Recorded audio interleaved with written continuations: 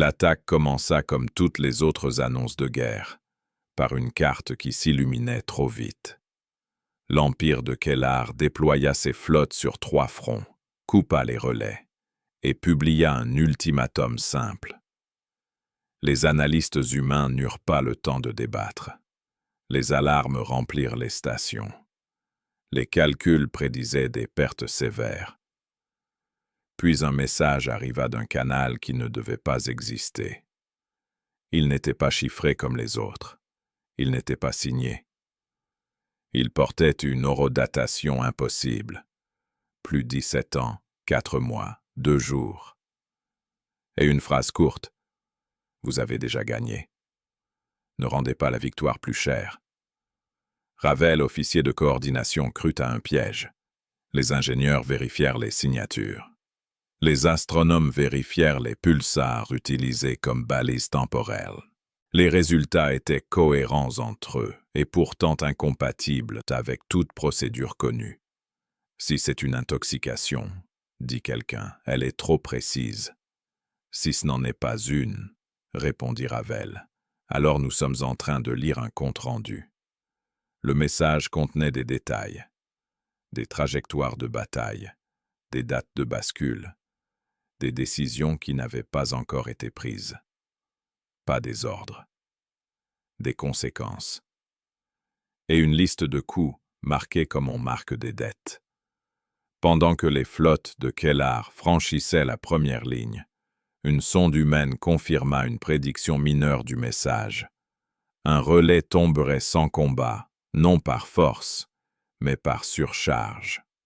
Il tomba, exactement comme décrit.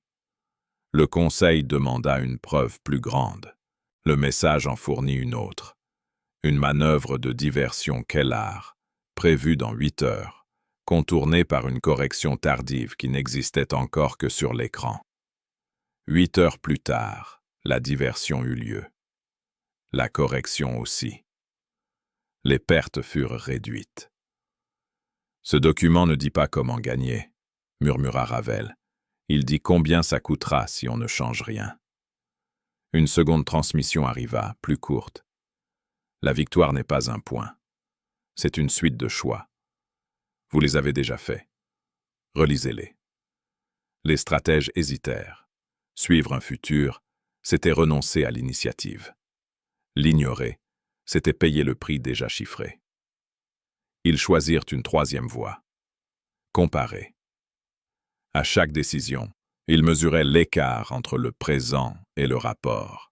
Sur les écrans, la carte de la guerre et la carte du futur se superposaient sans jamais coïncider parfaitement. Mais une chose était claire. Dans la version décrite, l'Empire de Kellar perdait. Pas en un jour, en une série de révisions. Quand la première bataille éclata vraiment, les humains ne célébrèrent rien. Ils ouvrirent simplement une ligne du rapport et la barrèrent.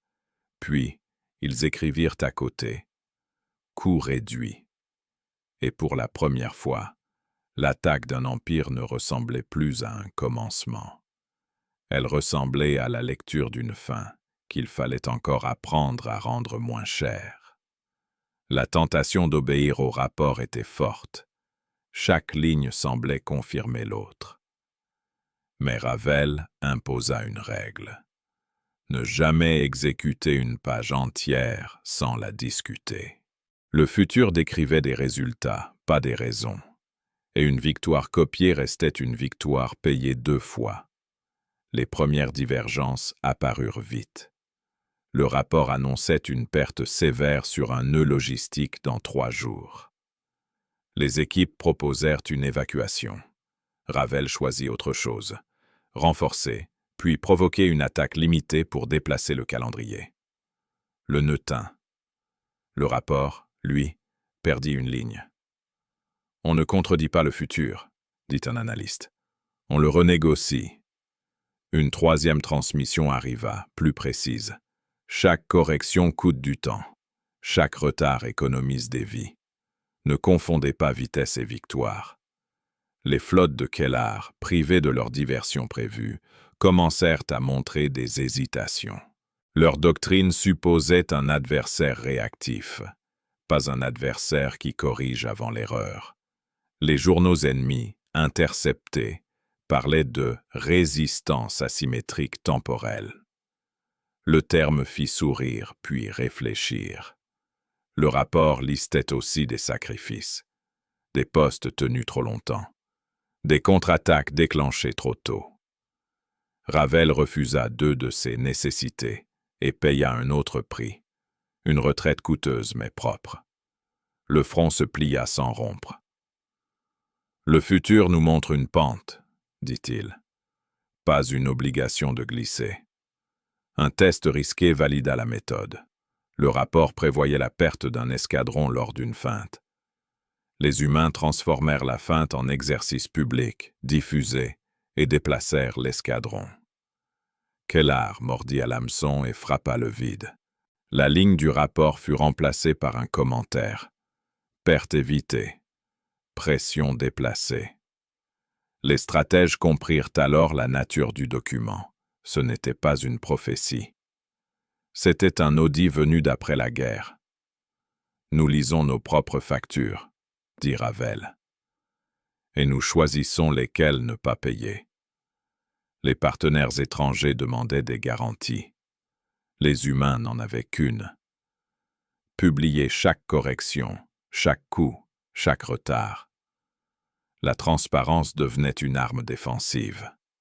Sur la carte, les flèches Kellar perdaient leur rythme. L'Empire avançait encore, mais contre un adversaire qui semblait toujours déjà avoir changé de place. Les pertes humaines diminuaient, lentement, mesurablement. Une note manuscrite apparut en marge du rapport. La victoire initiale était réelle. Celle-ci est meilleure. Personne ne sut qui l'avait écrite. À la fin du cycle, une évidence s'imposa. On pouvait gagner une guerre 2 fois. La première en suivant l'histoire, la seconde en réécrivant ses coups. La dernière phase ne fut pas annoncée. Elle se reconnut à un détail. Le rapport cessait d'ajouter des lignes rouges.